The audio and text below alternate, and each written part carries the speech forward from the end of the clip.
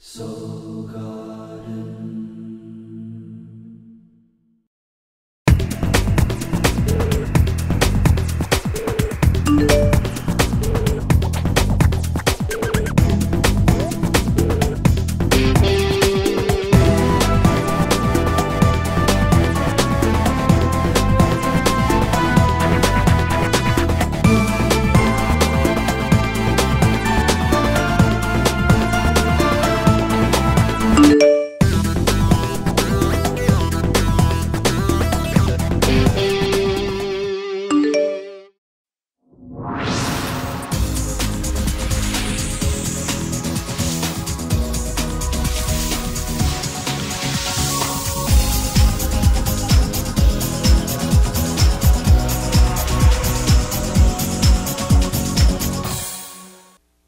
Hello my Sagittarians and welcome to Soul Horoscopes Weekly Edition. I am your host, Chrisotpher Witecki.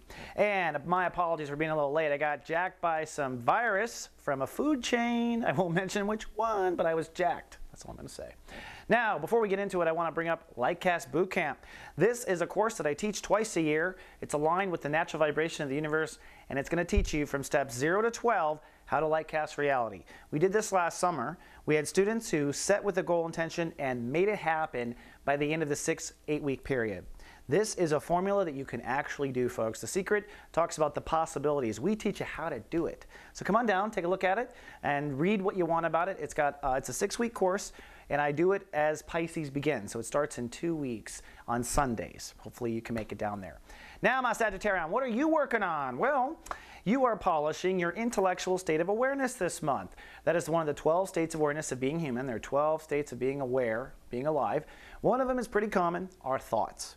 In fact, our thoughts get all the credit, when really our thoughts are just the grand central station of our soul, where all the different information comes in between spirit and body and whatnot and information. And we tend to think that that is where everything happens. Not at all. It is just the switching yard. Okay?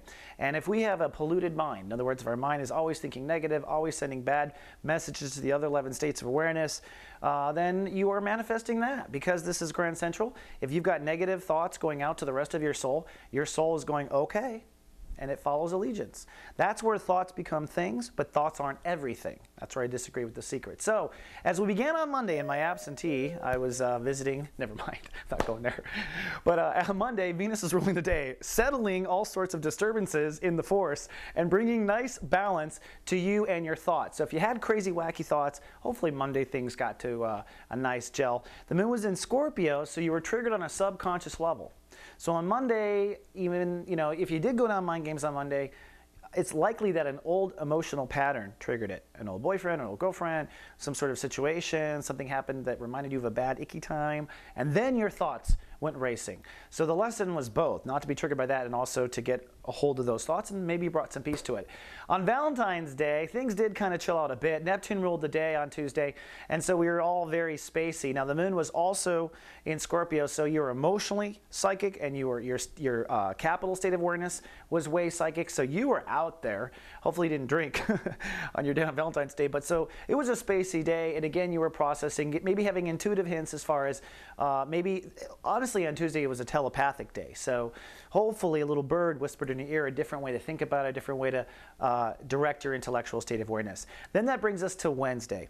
Wednesday is the first day where really an action is necessary, and that is a decision. Saturn rules the day, and not only does Saturn rule the day, but Saturn is now trining Saturn. I mean, the sun is trining Saturn, so it's a big Saturn day. Now when Saturn rules the day, it's time to make a decision. Making decisions is one of the 12 steps of light casting reality. It's an important step. It's important because you're actually telling God what you don't want to have happen, believe it or not. But in the actual orchestra and driving of life, it's what we do want to have happen. So it's time to say to the universe, okay, this is my attitude. My mind will be this way. This is my mantra, live, love, be. All my thoughts must be around this concept and not go here, not go to the dark side. So it's really making a decision of a certain attitude. Now that attitude might play out with you writing a book, anything where the intellect will follow through. So if you're an author, if you are a public speaker, if you're having a fight with someone, this ongoing fight, these are all part of the intellectual state of awareness, so this all counts, but beneath it, it is, what are the rules of your mind? and are they following your rules? Now it's time to decide. So on Wednesday, I will send a personal text to those clients I watch over in the Guardian Agency. I'll go back to your chart and I'll talk about how or what it takes you, different from other Sagittarius, to make these decisions. That goes out on Wednesday. Look forward. It'll come at the key moment that you should make the decision. It'll be all chimed together like that. Don't you love that? Now on Thursday, the moon has moved into your sign, by the way. I should have said that a minute ago. So you're feeling pretty good with that decision on Wednesday, at least emotionally. And on Thursday, you're also feeling good because the moon and your charisma and your ego are working together. So you're very charismatic in this deciding time. What you want to do is take action. That's what happens on Thursday. Whatever you decided with your mental attitude, take action. So if you're a writer, start writing. If you decide to take on a new attitude, well then let's see it. If you decide to go ahead and talk to that person you've been afraid of talking to, well go talk to them. Put it into action. It's a necessary step to light casting reality. You can't just wish upon a star. You got to get off your can and do it. That's the way the universe works, and you got to do that on Thursday. Good for you. The moon is in your sign, so you're very charismatic. You're on your twinkle toes. It's a great day to take action regardless. The universe is giving you a little extra booster shot there, Sag. Lucky you. On Friday we hold space. There's no ruling planet. The sun is ruled by the sun. It is time to hold space. It's time to emotionally allow yourself to follow through with that decision and that action. You're just going to be what it is you're becoming. So if you decided that you are a writer, well, as far as Friday is concerned, you are a writer. You want to fake it till you make it. And this is the only degree that I say fake it till you make it applies. The 28th degree is the degree we fake it till you make it. So you want to fake it till you make it on that day. Now the moon does move into Capricorn. What that means is on Friday, as you are owning this new attitude, you have to let go of old self-esteem issues. Okay? Old self-esteem issues have to go out the door. To be this new person, you can't be that person anymore. So that's a dynamic that's important on Friday to keep in your mind, literally. Also on Friday, if you want a little pick-me-up, come on down to SG Live. It's our new webcam radio show, and it's going pretty well. We're getting smoother at it. Got a lot of sing-alongs and guests, and you'll see a side of me you've never seen before. So come on down. It's at SG Prime Time. That's at 11 a.m. Pacific all the way to 7 p.m. over in Europe. Hope to see you in the chat room. On Saturday, this is the other big day. Wednesday and Saturday are the big days of the week. On Saturday, it is time to be tested, and it's time to hold it. It's 29th degree. 29th degree is the tested degree. Why is it tested? Because our emotions now flood in. It's sure to say, okay, this is my attitude and whatnot, but if someone says something to you on Saturday that suddenly gets you all emotional, that's an invitation to go into the old bad attitude. Once your emotions are playing along with your mind, then suddenly it's not so easy to hold that mind. So it is a tested day. Also, check out this trine. This trine started on Wednesday. It goes to Saturn in Libra, which means this, all right? For you to be this new attitude may mean that you look different in the world.